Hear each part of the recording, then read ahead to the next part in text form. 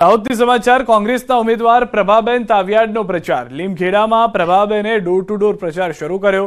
આજે લીમખેડા હાટમાં જનસંપર્ક યોજીને પ્રચાર કર્યો। મોટી સંખ્યામાં કોંગ્રેસ અને આપના કાર્યકરો હાજર રહ્યા। ઢોલ નગારા સાથે પ્રચાર કરતા નજરે પડ્યા ઉમેદવાર।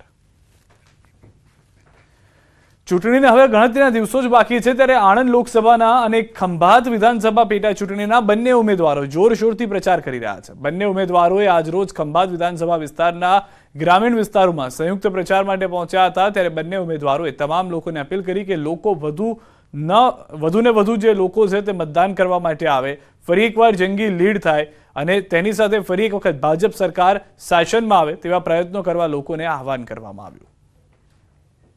ત્યારે આવું નેતૃત્વ આપણને મળ્યું છે અને ત્રીજી વખત નરેન્દ્રભાઈ મોદી સાહેબ જ્યારે બનવા જઈ રહ્યા છે પ્રધાનમંત્રી, ત્યારે કેમ નરેન્દ્રભાઈ મોદી સાહેબ લોકસભા અને રાજ્યસભામાં બંનેમાં આપણે બહુમતીની જરૂર છે। 26 સીટ આપણે 5 લાખથી જીતીશું તો આપણા ગૃહમંત્રી અમિતભાઈ, આપણા નરેન્દ્રભાઈ મોદી સાહેબ બંનેનું માન સન્માન પૂરા ભારત દેશમાં વધે એટલા માટે આપણે 5 લાખ મતોથી જીતવાની છે। છેલ્લા 20 વર્ષ 25 વર્ષ કે 30 વર્ષમાંથી ભારતીય જનતા પાર્ટીની સરકારે જ આ બધા વિકાસના કામો કર્યા છે। નવી નવી યોજનાઓ, પ્રજાલક્ષી કામગીરી કે દરેક છેવાડાના જન સુધી યોજના પહોંચાડવાનું કામ કર્યું હોય તો એ ભારતીય જનતા પાર્ટીની સરકારે છેલ્લા 10 વર્ષથી 2014 થી 24માં કેન્દ્રમાં એટલે કે દિલ્હીમાં જ્યારથી નરેન્દ્રભાઈએ સત્તા સંભાળી છે ત્યારથી આખા દેશના લોકોના દિલમાં એ રાજ કરે છે।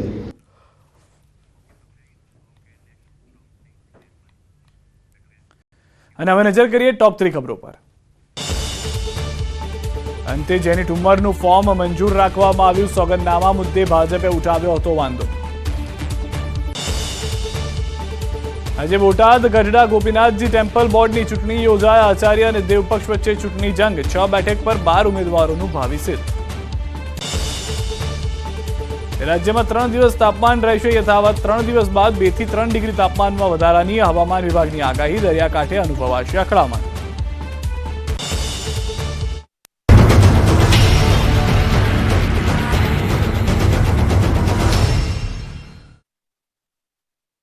लुबी पंप्स, फ्लो नहीं फोर्स।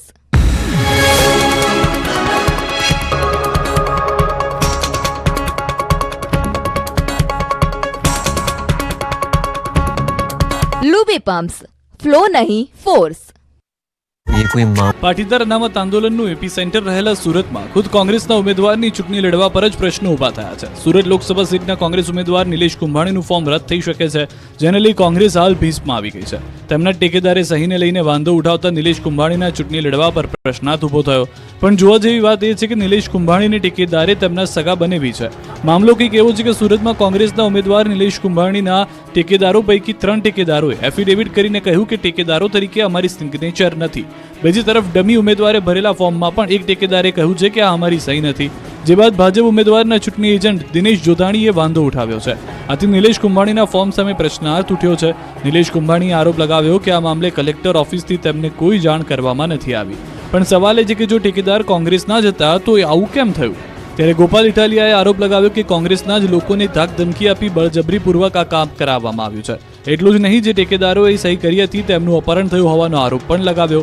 નિલેશ કુંભાણીનું ફોર્મ રદ થયાની મૌખિક જાણ કોંગ્રેસને કરાતા કોંગ્રેસે મામલો હાઈકોર્ટમાં લઈ જવાની વાત કરી તો કલેક્ટર પાસે 1 દિવસનો સમય માંગ્યો છે। એટલે કે હવે રવિવારે સવારે 9 કલાકે આ મામલે સુનાવણી શરૂ થશે અને 11 વાગ્યા સુધીમાં નક્કી થશે કે કુંભાણીનું શું થશે। અમરેલી કોંગ્રેસના ઉમેદવાર જેની ઠુમ્મરના સોગંદનામા મુદ્દે ભાજપે વાંધો રજૂ કર્યો હતો। ત્યારબાદ ઉમેદવારી પત્રનો મામલો ગૂંચવાયો। મિલકતનું વિવરણ છુપાવ્યું હોવાનું ભાજપે આક્ષેપ મૂક્યો। ત્યારબાદ collector Charuset, 25 years of igniting success.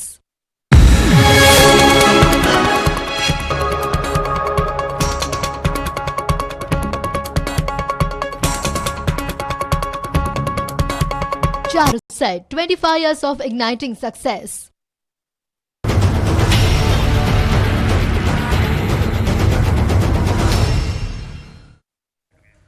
વડોદરાના કારેલીબાગથી સમાચાર મળી રહ્યા છે। 15 સોસાયટીમાં રહીશોએ ચૂંટણી બહિષ્કારની ચીમકી ઉચ્ચારી છે। નાગરિકોએ વિરોધ દર્શાવતા બેનર સાથે પોતાની નારાજગી વ્યક્ત કરી। સ્થાનિકોના મત છેલ્લા ઘણા વર્ષોથી રોડ, રસ્તા, ડ્રેનેજ અને સ્ટ્રીટ લાઇટ જેવી પ્રાથમિક સુવિધાઓ આપવામાં પ્રશાસન નિષ્ફળ સાબિત થયું છે. જનતાના જે પ્રતિનિધિઓને આજ દિવસ સુધી મત આપ્યા તેના બદલે કંઈ જ ન મળ્યું. રોષે ભરાયેલા સ્થાનિકોએ કહ્યું કે વોટ વેડફવા કરતા ચૂંટણી બહિષ્કારનો માર્ગ યોગ્ય છે. જ્યાં સુધી મ્યુનિસિપલ કમિશનર લેખિત બાંહેધરી નહીં આપે ત્યાં સુધી આંદોલન યથાવત રહેશે. કે પાણી પૂરતું મળતું નથી અમને, એવી રીતના વીજળીનો પ્રોબ્લેમ છે, એવી રીતના ડ્રેનેજનો પણ પ્રોબ્લેમ છે. સોસાયટી અમે કહીએ છીએ કે વીઆઈપી રોડ છે, કારેલી બાગ એ વડોદરાનું હાર્ટ છે, પણ તો પણ અહીંયા આ બધા પ્રોબ્લેમ છે સોલ્વ થતા નથી. અમારે મનીષાબેન વકીલને બસ એટલી જ અપીલ છે કે તેઓ અમારી આ બધી સોલ્યુશન લાવે તો અમે વોટિંગ કરીશું. અમારી માંગ પૂરી નહીં થાય તો અમે ચૂંટણીનો બહિષ્કાર કરીશું. આજથી 5 વર્ષ પહેલા વોટ લેવાનો હતો ત્યારે અમે ઇલેક્શન વાળા જે બેન હતા જે હતા એમને અમે જોયા હતા, ત્યાર પછી તો અમે કોઈને જોયા જ નથી. એટલે અમારી માંગ પૂરી થવી જોઈએ. ड्रेनेजનો प्रॉब्लम सॉल्व થવો જોઈએ, लाइटનો प्रॉब्लम सॉल्व થવો જોઈએ. बहुत सी सोसाइटी, कम से कम 15 सोसाइटी होगी अंदर, ठीक है.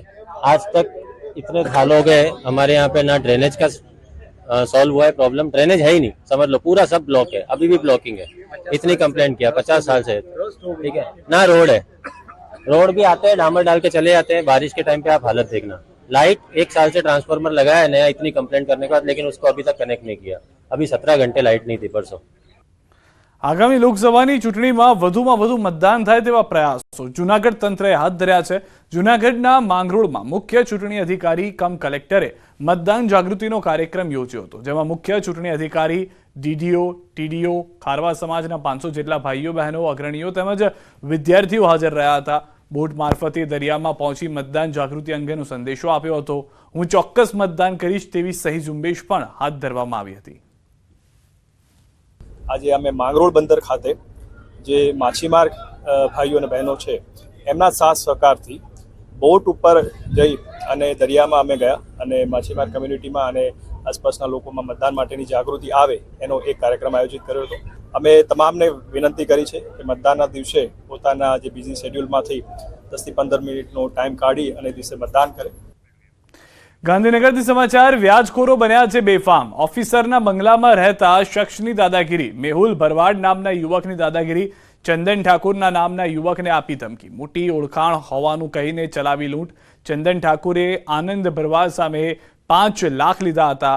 રૂપિયા ચૂકવી દીધા હોવા છતાં પણ ધમકીનો આરોપ. ચંદન ઠાકુરે પોલીસમાં નોંધાવી ફરિયાદ.